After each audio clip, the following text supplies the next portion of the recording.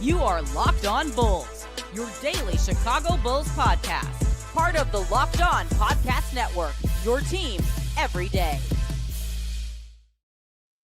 Thank you for tuning in to Locked On Bulls, member of the Locked On Podcast Network, where it's your team every single day. That's Pat, the designer, host and creator of the Windy City Breeze, and host of the Chicago Bears podcast over at ESPN 1000. I'm Haize, host and creator of Chicago Bulls Central and Chicago Bears Central YouTube pages and podcasts. And everydayers, today's episode is brought to you guys by FanDuel. Right now, new customers can get $200 in bonus bets when your first $5 bet wins. Pat, so Jake L. Fisher had an article yesterday in which he talked about Josh Giddey signing for possibly 5 years, $120 million. And of course, within 10 minutes of that article going up, it caught everybody by surprise. Oh my God, is Josh Giddey going to be willing to take less? Is he going to take less? What could this do? XYZ. He immediately came back and said that he's not necessarily saying that that's the report, but it is an option. I want to ask you this, Pat, because it is something that we've talked a lot about with the $30 million per year. We all understand that's what he came into offering or asking. But there is something to be said about Josh Giddey signing for less. The Bulls right now are slated to have about $17 to $18 million in cap space this offseason. If Josh Giddey were to sign $120 million instead of $130 million, that actually puts his initial salary at more like $25-ish million, which could put the Bulls in over $20 million to do something. That also coincides with a $20 million trade exception that we have, so it will create enough space to where the Bulls can use that full trade exception without necessarily having to match the salary. Do you think that the Bulls could sell Josh Giddey on that in the sense of it improving the team and helping them get closer to being a playoff team? What do you think, Pat? I think the only way you sell me on that is if you're telling me that Giannis is coming. You're not getting Giannis for $30 million. I'm not giving up money if you're not finding a way to add a superstar to this team. I think that's really the only situation where you would see Josh Giddey take less money, because why, right? Like, what are you going to add to this team that's not already here? A lot. I mean, player-wise, free agent-wise, not really. You could. I mean, especially with the trade exception, that gets you in the position to maybe take advantage of Naz Reid if they can't afford to take him back. It puts you in a position to basically any trade that's out there, because $20 million, even if you can absorb most of the salary back and send out a Javon Carter or something to even up it a little bit more, that's a considerable player that you can obtain there. I mean, yeah, but then the first name we bring up is Naz Reid, who is a solid piece, who's a good role player. I don't think he's a next level transcendent player for your team. I think he helps, but I don't think it takes the Bulls to a different level than where they're at right now. Like, to me, I don't think adding a switchable defensive center, which we've all said that we need, helps the Bulls much. Is Naz Reid a center though? Naz Reid is more of a power forward, and usually, go look at his minutes. His best minutes have come at the center, playing small ball. So now that's a way different makeup of the team. I wouldn't want to have Naz Reid here as our starting small ball center, but I mean, to me, I would like to have Naz Reid just as a piece on this team. But I don't know if it takes the Bulls to this next level that changes anything for you. And I don't know if Josh Giddey would believe that. You have to convince Josh Giddey that me bringing in Naz Reid or whoever it is going to be this game-changing piece that it's worth it for you to give up money. Which maybe it is. Maybe you can convince Giddey of that. But with how AK has done things, I don't really see that being that's the thing. The leading force here. Good front offices sell teams on that, right? Like that's something that like a Pat Riley could go to the table and be like, hey, listen. Which it didn't work for Jimmy, but that's just Jimmy being Jimmy. Like, so yeah, there is that part of it as far as the front office, and if you trust this front office, that's why they'd really have to sit down with Giddey and sell him on something. They'd have to. Yeah, it doesn't seem realistic to me for him to give up the money. There's nobody to me when I look at the free agent market that I'm like, and I was trying to, because it was funny. I actually was looking at this yesterday because AK keeps talking about the summer of 26, and I was like, who's actually going to be available? And then you start looking, it's like, it's all the old guys that are really good, but like they're 100, and a bunch of dudes that maybe take the next step because they're on benches of teams that like you look at them and you're like, well, somebody's ahead of you that's keeping you from being there. Basically a bunch of hope on somebody turning into Shai Gilgeous-Alexander. Like, well, no, there's some RFAs that also make make some sense for the Bulls if they wanted to try to overload a deal on that. Like, you got Jaren Jackson Jr., you got Jabari Smith, you got some players that are going to be restricted free agents that I think that's the plan, is that, and that's going to be kind of, I think, the new thing for teams is this. If you have a restricted free agent and you're close to the second tax apron, now we're going to be looking you in your face and saying, all right, bet, how much do you really want to keep him? Because now you're about to be a second tax apron team. Oh, yeah, and that's what I mean, though. Like, the players that are up for that are like you said, it's a lot of the guys where Jaren Jackson Jr., solid player, defensive player. But what do we always say? Right? He ain't going to be out there in the fourth quarter.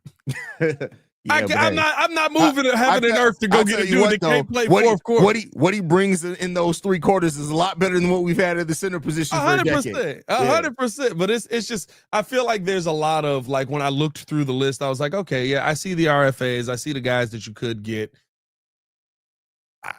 Again, you're not enamoring me, and if your plan is summer of 26, we may be in for a lot longer wait for the Bulls to return to being a competitive team. Well, that's because I think you're looking at it as it has to be a star level player. That doesn't necessarily, when you look at like the way that the Bulls did the free agency after not getting Dwayne Wade and those, they were able to supplement what they had with a lot of really good role players that did help take that team to the next level. And that could be the play by AK2, where it's not necessarily just one player.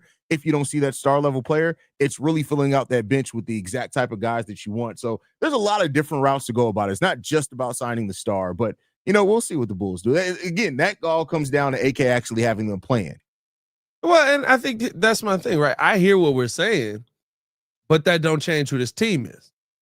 I think that's literally, if you add that, Pat, what are you talking? That literally changes who this team is. If you get better bench players, better support, and you can get a player that starts, and as well as, like, of course, you're looking at modesty, that does change this team. Like, that is what could take you from being a team flirting with the play-in to missing out and being a top 6 seed. Like, if you're talking about just changing the team and so now you're a championship contender, no, there's a lot you need to prove to get that, but it does change what this team has been for sure. I think that my point is, okay, you're 6. Does it put you above where the Pistons are? Maybe it puts you above the Bucks, who may be going the wrong direction and may end up getting rid of Giannis. And I think that's probably the team that you could swap with. Pacers about to go to the NBA Finals. I don't think it catches you up with them. I don't think it helps you get into the Knicks range. Like, that's my point. Like, I feel like at this point, we're just playing musical chairs with pieces to say, we got a different team and they're also competitive. Like, what's the point in trying to build this team if you're not going out there and trying to build a team to be bigger than that? Well, that's the point, Pat. You don't just get it with one move. You have to make the subsequent moves to get you there. There's not one singular move that's going to get you above those teams. Those teams didn't make one move to get to those places. It's a series of smart decisions, moves, and development that gets you there. I think that's the game plan. It's not about it being one move and then now, boom, you're the Pacers. No, it has to take time, and you have to be methodical about getting there. The rush to try to get there is why the Bulls, their last experiment ended up failing. They made the trade for Vooch, and they wanted to jumpstart going right to what they felt was the team's going to be. I think it's going to take a little bit more time, and I think still development is still going to definitely be the focus with it at that point. I think it has to be the focus because you have to find a way to develop one of these pieces. But my point in all of this is the whole, moving it, all of this comes down to Giddey taking less. There's no path to me that is golden and open for me to sit there and go, yeah, let me get $10 less million if I'm Josh Giddey. No, that's fair. That's definitely fair. So we shall see. I think more focused than that, it should be, to me, like front loading, back loading the contract. That's going to be an interesting thing if they do that. What the Bulls have done too is they like the flat rate contracts where it's like, all right, bet. You don't see increases or decreases. This is just going to be what your money is, which there's something to be said about that too. At least then you know that you don't have to kind of plan out for a huge salary increase too. So there's a lot of different ways the Bulls can play that aspect. Yeah, as young as Giddey is, you ain't decreasing the salary. Like Muzz, like front load this contract. You think Josh Giddey's going to be making less by the end of this deal? I mean, the Sheik still gets the same money overall. It's not like it's less money. It's still the $130 million. It's just that he's getting more of it up front than on the back end. I mean, I can see that situation if he knows I'm about to be cold and we renegotiating in 2 years anyway. I'm talking about this from what Giddey would do. I don't see Josh Giddey doing that either. Why? Because how does that affect his money? It doesn't affect his money in any way. It affects where you're at on the pay scale. And I think Josh Giddey is one of the better point guards moving forward. And what my point is, usually players want to be getting paid what the market value is for them that season. Well, he would still be getting paid that, bro. Like it's just all that it's changing is that like the money. If you're getting a 5 years year-over-year average, yeah, I mean it's the same average. If you're getting paid, if the contract is 5 years, 130 million, it doesn't matter if it's front loaded or back loaded. You're getting your 5 years, 130 million. No, that I understand. What I'm saying is, I would think that as young as Josh Giddey is, usually when you're a young player, you don't want to be on the lower end of that pay scale. Or if you do, it's going to be, okay, by the end of this contract, I'm going to be on the lower end. By the end of Josh Giddey's contract, he'll be 27. Guess what? We're going to hit y'all over the head on the next contract. Now you got to play to live up to that. But I don't think that Josh Giddey would take less by the end of it. That would be more of a, I took less for us to build this team. It's not taking less. If it's just a descending contract, Pat, you're not taking less. It's the same amount of money. The point I'm making is, yes, it is the same amount of money in the lump sum. The average year over year, you usually don't see young players take decreasing contracts. You do. Jalen Suggs just did it. Jalen Suggs don't matter, bro. Like no, and I think you're so focused on the amount per year that does not matter. I don't think any player's going in like, oh, by the end of the contract I have to make 30 million. No, it's the money overall. Like that doesn't make any sense to me, Pat. Your point on getting the full money that he wants, but it being descending, it's not hurting him in any way. Yeah, but that's usually when we see players be like, okay, I'm gonna take this so that we can build this by this point, but also we're gonna renegotiate. Well, you can't see that all the time in the NBA. You can't renegotiate. You can only renegotiate in the last year of the deal, regardless. And by then, he'd be a veteran, so his scaling doesn't matter based off what the last year of his deal is. I don't know. I wouldn't say it. I don't think it was it. Oh, okay. All right. With that said, we're going to continue the conversation. We're going to talk about the Bulls being open to trading back in the draft and the player that they are reportedly, and Casey Johnson keeps drilling this, not high on at all. Get into it right after this. I have to. The NBA playoffs are in full swing, and every night delivers highlight-worthy performances, major momentum shifts, and can't-miss moments. Whether it's a game-winning shot or a breakout player, there's never been a better time to get in on the action. FanDuel makes it easy to stay in the game before tip-off and live. With player props, performance trends, and same-game parlays, fans have more ways than ever to play smart and win big. Which players are showing up in the biggest moments, and how could tracking their trends help you build your next bet?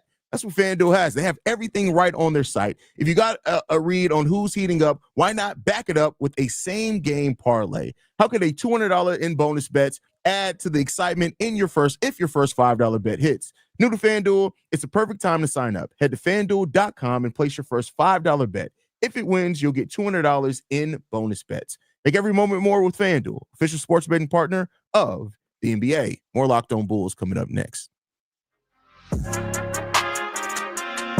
We're a little early on that button there, Pat. That was a little early. It wasn't great. It wasn't great. We was doing too well this week. I had to have one up. Yeah, we've been on point all week, so it is what it is when it comes down to it. So, as well as yesterday, it was reported that the Bulls could be open to trading back in this draft. One of the reasons is it seems like the Bulls aren't high on very many prospects that are slated to go high in this draft. Even so, noting that Derek Queen is just not on the Bulls draft board at all. They don't believe he fits with this team. Could they be playing coy? But let me ask you this: regardless of the player, the trade back. We've talked about trading up. We've talked about trading back. In this case, if the Bulls play this right. Let's just say a team like Orlando at number 6. I'm not talking about a Kobe White trade. Wants to move up to number 6. What would it take? Because at that point, are you looking more at gaining the asset? Or me personally, because I'm petty, I'd be like, all right, cool. We can do 12 for 16 swap, but you got to take Javon Carter. What would you do? What do you think? Anything to get rid of Javon. Anything to get rid of Javon Carter. I would do a 12 for 16 swap because a lot of the players that I like, I think will still be there. Unless you feel like they're going to move up to take Cedric Howard or something like that. I would like to see the Bulls gain assets, but still get an impact piece. And I think this is the draft that you really can do that in. There's a ton of pieces that we look at and we're like, dog, this dude is going to be able to play. Like Thomas Sorber is probably going to be in the 15 to 17 range if you're looking at it, right? You've probably got Danny Wolf still down there. You've got a bunch of pieces that we look at and we're like, this is some really good talent that you can get here. Maybe you view next year's draft as, or 2 years down the road's draft as a better opportunity for you to get a star. I would think that the Bulls would be open to making that move if it meant bringing back more draft capital. Getting rid of Javon Carter would be great, and I think it would open up some phenomenal money because we just guaranteed it. We just gave it to him. We was just listen. We just said about $17 to $18 million. You remove Javon Carter without taking anything back. Hey, that puts you up there over $20 million. Yeah, that's what I'm saying. Like, we just gave it to him. We was just like, hey, you want some money? Like the Bears with Nate Davis. But no, I would love a trade back scenario in this draft. I think that even, what we've talked about, the possibility of trading back in, maybe you utilize, some capital in a different way. And you're saying, we got this in the future now, so we can trade this pick that we were hoping to have, or maybe you feel more comfortable trading a 26 pick because you get one back. Like, I think that's really wheeling and dealing. And it's something you rarely see in the NBA. I don't see it as something that's going to happen in this draft, but it is also unusual to see a team that has 4 first-round picks. So there is that. And, I've shared that too, as far as I don't see a lot of trade up and down in this draft. But I mean, the more and more people talk about it, it seems like this draft could absolutely be crazy with movement between teams that have a top 10, 15 picks that could be looking to move that to get a star. Teams that have players available, like all the type of thing, like could be a lot of movement here. But, of course, I don't want to expect that, because almost anytime you expect a lot of movement, that's when you look at it and you're like, hey, remember all those moves everybody was talking about? Yeah. Like, remember when the Bulls were going to get Travion Henderson and the Bears were going to get Travion Henderson in the draft? Hey, man, listen. Saw how all that went? As the NBA draft is like a BBL, with them original ones. You expect a lot of movement, but it don't always come. A little stiff. It's a little stiff. So yeah, I mean, Stephen A, get out of here. We're not talking about that right now. So we'll see. I mean, I would love for the Bulls to be active. I would absolutely love for the Bulls to be active in this. And I do think this is a draft, like you said, like it depends on what you identify and who the players are. Because if it is a Thomas Sorber, even though he's been moving up quite a bit of mocks, if that's your guy, you could probably move down a couple of spots and still get him. So, it just comes down to I think that's the funny part too. There's always all this movement or lack of movement by the end of it, and then we get to the draft, and it's like, no, this dude that we talked about all season is like the best player in the draft. Like, we're just gonna keep him there. Like, he's not moving down. Or this dude that we talked about all season is what was Zach Edey? He ended up being the Big Ten Player of the Year. Was he Big Ten Player of the Year? I think so. Something like that, where it was like, nah, he gonna be in the second round. Ain't no way he moving up. And then all of a sudden he was like a top 15 pick. It was like, oh, bro, it was like what, like 2 or 3 weeks before the draft, they were still saying he was gonna be a second round. It was like every week he moved up. It went from second round into the first to right outside the lottery. By the end of it all, he was a lottery pick. Yeah, and that's what I mean. Like, we always get near the draft, and it's like, this is kind of where this guy slays. So I do wonder, some of these guys that are moving up, moving down, if they will. I think the thing is, if you're not in on the players that you have at 12, this is a draft where you can oftentimes you can do a lot more with this draft than maybe we could have in drafts in the past. Yeah, and we'll see how the Bulls, like, just please, Bulls, do not be the team to draft the bust in this round. Just don't do it. Yeah, just please don't do it. 12th overall, Dalen Terry. Oh, wait a minute. They're going to redraft Dalen Terry at number 12? We just taking him again. We taking him higher. And now we going to play him 2 more minutes. That's all we got. That is absolutely hilarious, man. But we're going to continue it. One topic that I do want to talk about before we get up out of here is that could the Bulls be making and setting themselves up for a big move, kind of something that we alluded to, or could they do something a little bit more conventional and just be the third team in the trade and gain assets that way? They're set up to really do either, but we'll talk about it right after this.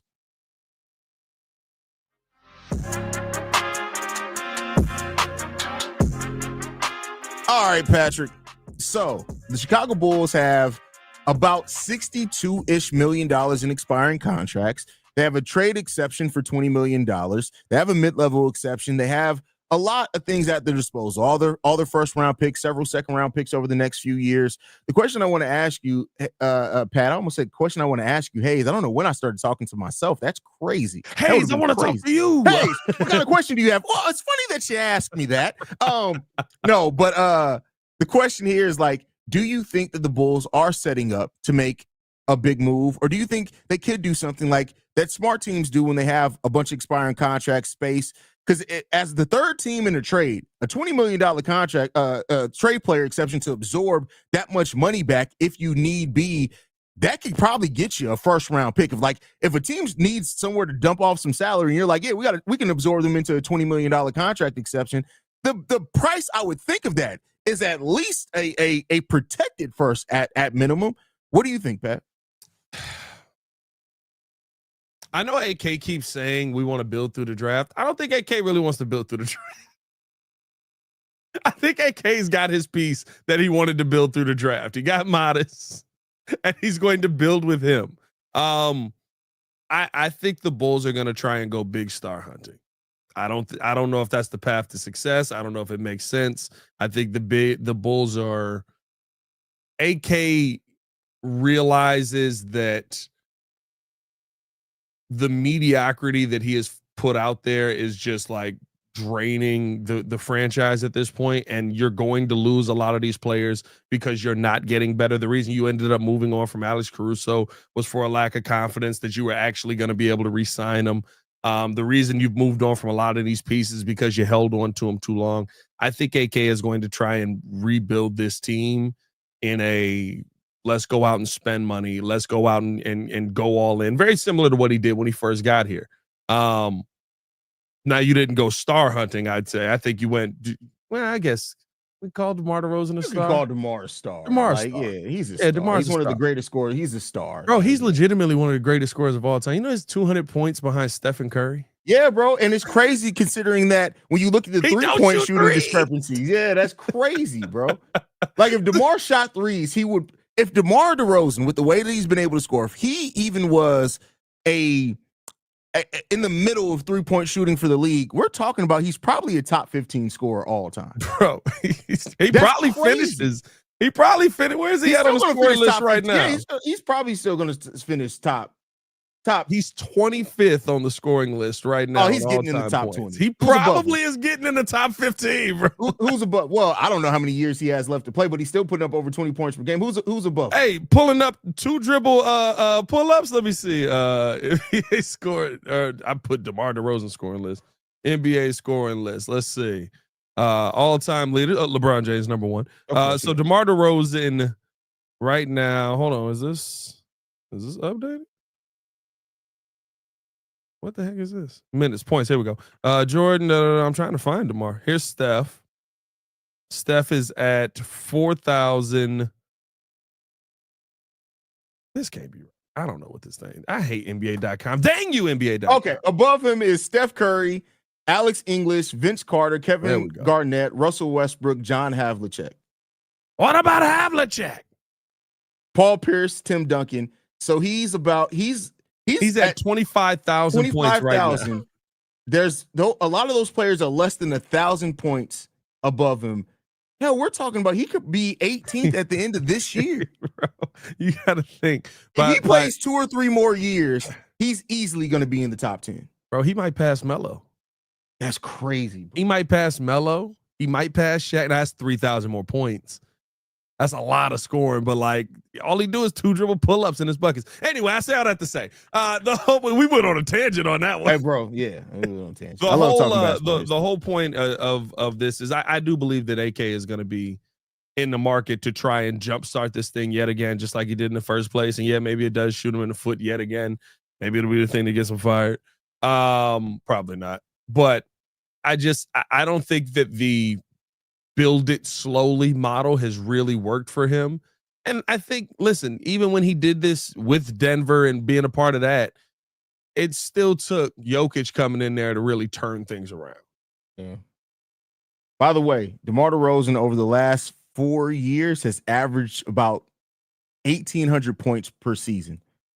So yeah, he's gonna get in. Like he plays. Yeah, he's gonna. He got 3 seasons in him. Definitely. That's crazy, bro. Shout out to DeMar DeRozan, man. But yeah, we'll see what he might play like 5 more years, bro. So I mean, his game, bro. Literally, like he doesn't really get injured. He doesn't miss time. Like it's very possible that DeMar DeRozan plays 5-6 more years, bro. It's a 2-dribble pull-up. He's running a Michael Jordan play every single play, and he's just like, oh, one day they'll stop it, or they won't. Or they won't. They haven't figured it out in what? How many years he's been in the league now? Ooh, DeMar. 13? Yeah, he got to be, right? 2009, he was drafted. Dang. That's crazy, bro. Yeah, DeMar's getting old, bro. We getting old. Bro, think about it this way. He got a 16-year career. He's going for 20. We're seeing the sons of players that we watched come into the NBA. Bro, that mess, I ain't going to lie to you. See, I still see Gary Payton II and just be like, I watched your dad. Like, and remember it. Like, yeah. Jace Richardson, Scottie Pippen Jr. is in the league. Like Scottie Pippen Jr., the only one that's actually good. He's the only superstar's kid that's good. Do we count this? Was Del Curry? Oh, you said superstar. Superstar. Only superstar's kid that's good. Yeah. Okay. And honestly, the only superstar's kid that I've seen good in a long time. Yeah, that's a fact. That's a fact. Bronny's not going to be that. Any last thoughts, Pat, before we get up out of here? Bronny didn't deserve a shot. He didn't deserve the shot to get in the NBA. Oh, go ahead. Appreciate y'all for tuning in to Showing Love. Hit the like button, subscribe to the page, leave a 5-star review. Y'all know what to do. Follow us on everything at Locked On Bulls. You can follow me on everything at Pat the Designer. You guys can follow me at CEO Haize. Locked On Bulls is free and available on every podcasting app and platform of your choice, as well as YouTube, the Odyssey app, Amazon Fire TV. Anywhere you want us, you can get it. We'll see you guys on the next one. Peace. Every time.